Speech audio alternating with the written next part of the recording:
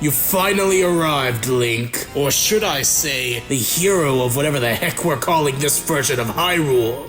That's right, Ganon, and I'm here to stop your evil plans. Whatever they are. You mean you don't even know?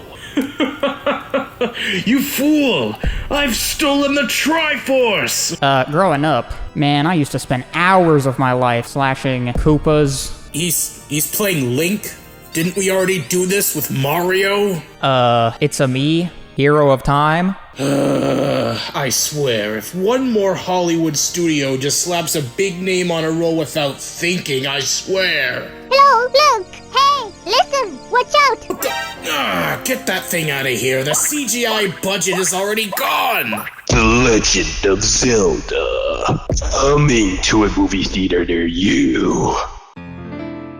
Back in the late 80s, The Legend of Zelda burst onto the scene as a brand new adventure, fresh, innovative, and full of promise. It wasn't about nostalgia then, it was about discovering a whole new world. Fast forward to today, we have decades worth of storyline, lore, and characters. And now we're staring down the prospect of a live-action adaptation of one of gaming's most influential franchises. But here's the kicker, I think this could actually work.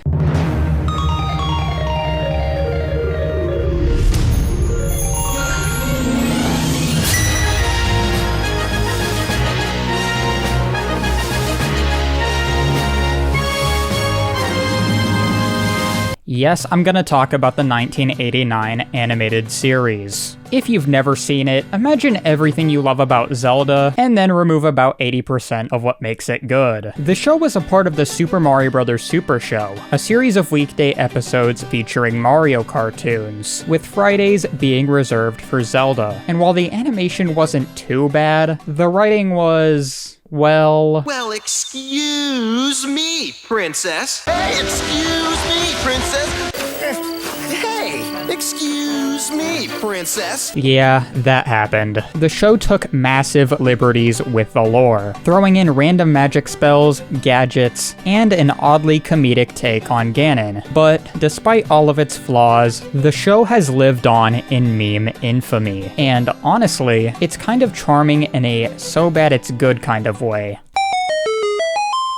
Various Zelda games have also been adapted into manga, often adding more backstory and character depth than the games. Unlike in the games, where Link is mostly silent, the manga gives him distinct dialogue, thoughts, and emotions, making him feel like a fully fleshed out character. In Ocarina of Time, he's portrayed as a brave but somewhat naive child who matures into a more serious warrior. Majora's Mask explores Link's internal thoughts about leaving Hyrule and the psychological toll of reliving the same 3 days over and over again. The manga proves Zelda can work as a narrative-driven story, something I feel the movie could use.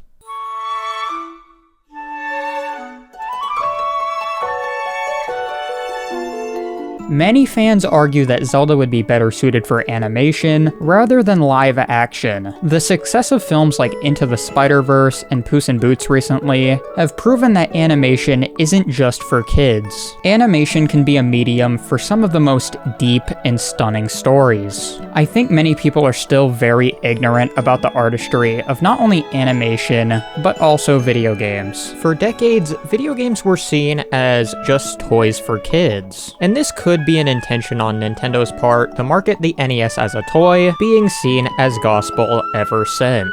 Even as gaming evolved into a massive billion-dollar industry, mainstream Hollywood has largely treated it as an afterthought. That's why, for so long, game adaptations were low-effort, cash-grabby disasters. You know, even today, despite the success of The Last of Us and Arcane, there's still a hesitation to treat gaming stories with the same level of respect.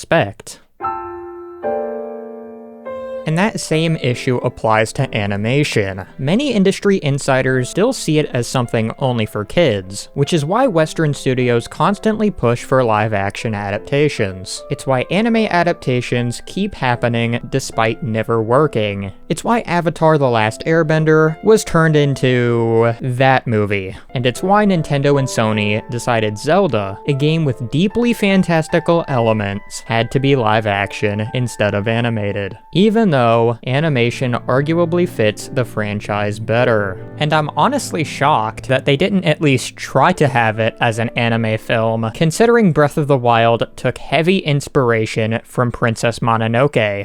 Hey, listen, Bloody Books had to subscribe. That's how you get your rupees around here, after all.